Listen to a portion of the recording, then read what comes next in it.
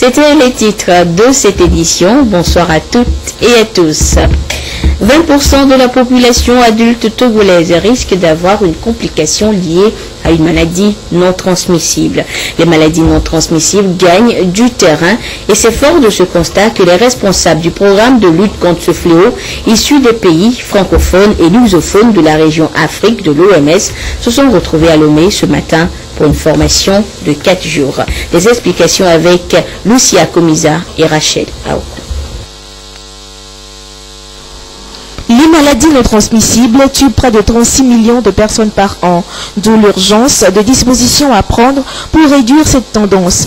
Voilà pourquoi l'Organisation mondiale de la santé a réuni ses experts venus des pays lusophones et francophones d'Afrique pour l'élaboration de cadres nationaux de surveillance dans la mise en œuvre des plans d'action multisectoriels de lutte contre les maladies non transmissibles. Il faut déjà mettre en place des stratégies, des politiques et surtout avoir des plans nationaux qui s'alignent sur le plan mondial de lutte contre les maladies non transmissibles, période 2013-2020. Et après l'établissement de ces plans, les personnels de santé pourront être formés. Ils ne seront pas formés non seulement au niveau du niveau central, mais jusqu'en périphérie, jusqu'au niveau communautaire, on doit avoir des personnels qui sont capables de les détecter. Avec cet atelier, les échanges que nous aurons vont permettre à l'équipe du Togo de pouvoir peaufiner le futur plan stratégique de lutte contre les maladies non transmissibles qui va couvrir l'horizon 2016 à 2020. Le Togo a entrepris des actions visant à contribuer à l'éradication des maladies non transmissibles. Parmi celles-ci, on peut noter la formation des agents de santé. Le Togo est en effet l'un des premiers pays de la région africaine de l'OMS à se lancer dans la mise en œuvre de la déclaration politique des Nations Unies pour la prévention et le contrôle des maladies non transmissibles. Son engagement en la matière n'est plus à démontrer. En est symptomatique la mise en œuvre de la Convention cadre pour la lutte anti-tabac. En est illustrative la ligne budgétaire dont le financement des activités de lutte contre les maladies non transmissibles au Togo. En témoigne la construction du Centre national de recherche et de soins drépanocytaires.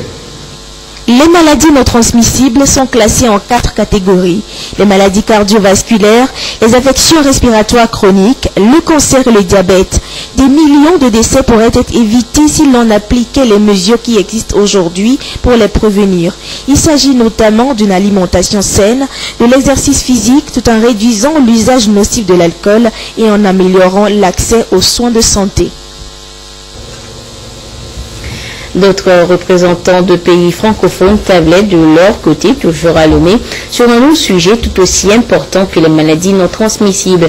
Ils essayaient d'établir des plans stratégiques qui étaient tous l'eau et l'assainissement. Ramdan Bassina.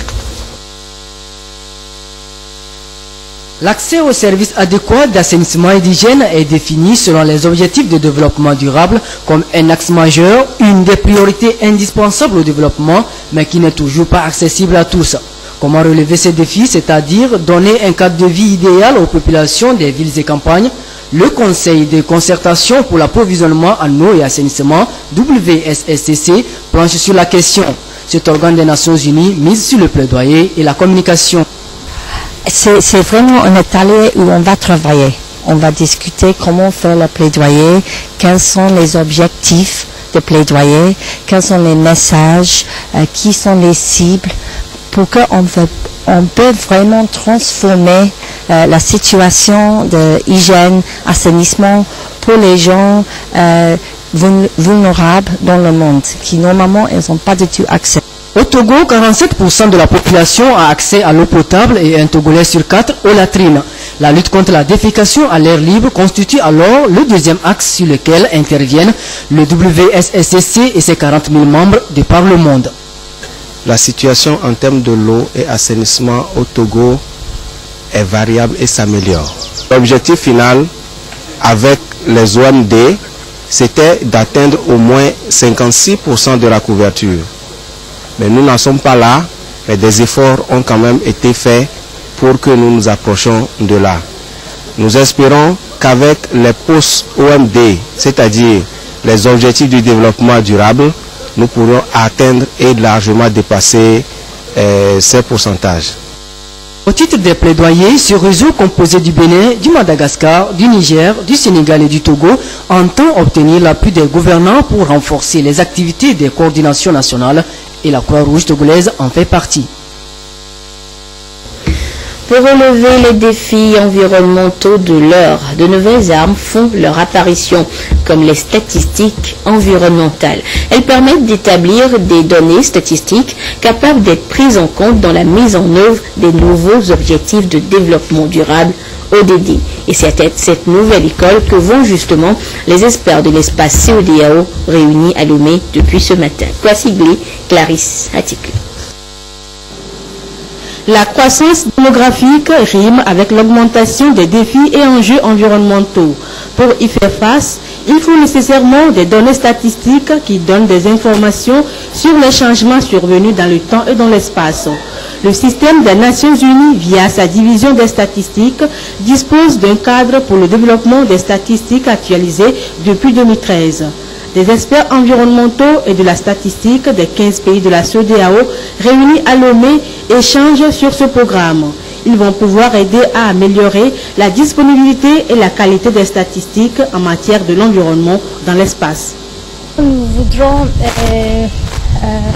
implémenter le cadre aussi dans la région de la CEDEAO, qui est lié avec le programme régional des statistiques de l'environnement de la CEDEAO.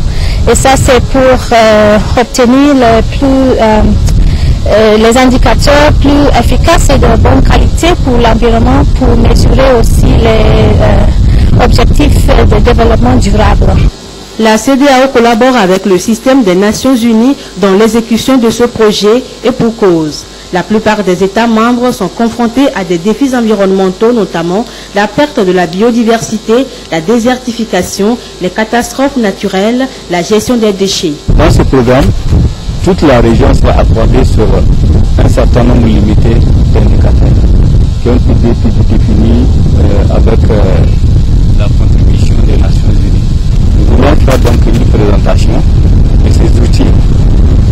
Et en marge aussi, il va y avoir donc une application du cadre international pour le développement de la statistique de l'environnement.